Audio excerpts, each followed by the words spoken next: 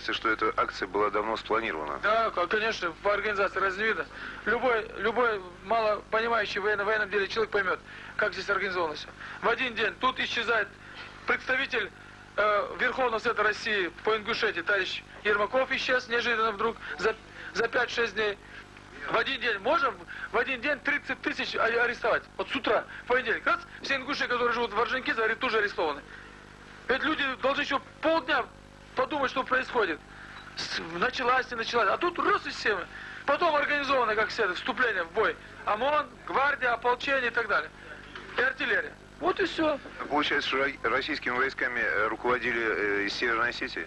Правильно, они еще требуют, чтобы под юрисдикцией были российского остались и так далее. Удивляюсь одностороннему подходу и освещению этого конфликта.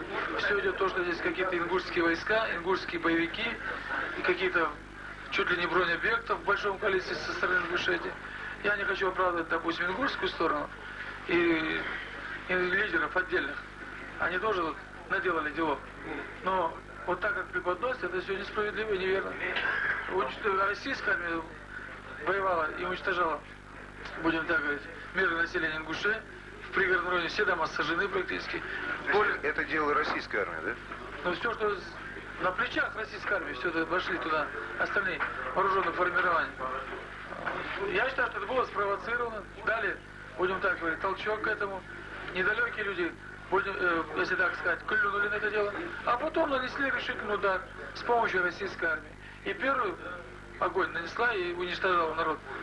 Я считаю, что порядка 1000 убитых будет, не меньше. Вот мы сейчас до сих пор не можем определить, сколько погибших. Нанесла российская армия. Танки, артиллерия, вот, авиация, вертолеты били с неуправляемых снарядов, и боевые машины десантников, и боевые машины пехоты, внутренних войск и бронетранспортеров. На перекрестке БТР раздавил девочку-ингушку, а затем было совершено нападение на бензовозы. Случайность или провокация, чтобы подбить ингушей на выступление? Ответа нет, но похоже, что подготовка к конфликту велась. Послушайте переговоры военных. Что? Дежурный по тут полковой формы. Форма, ну где Масленников? В парке. Передай ему. Что? Передавать не 19, а 15 единиц. Да. Две, которые стоят вот возле караула, не трогать. Ага. И еще две боевых, ты понял или нет? Оставить нам.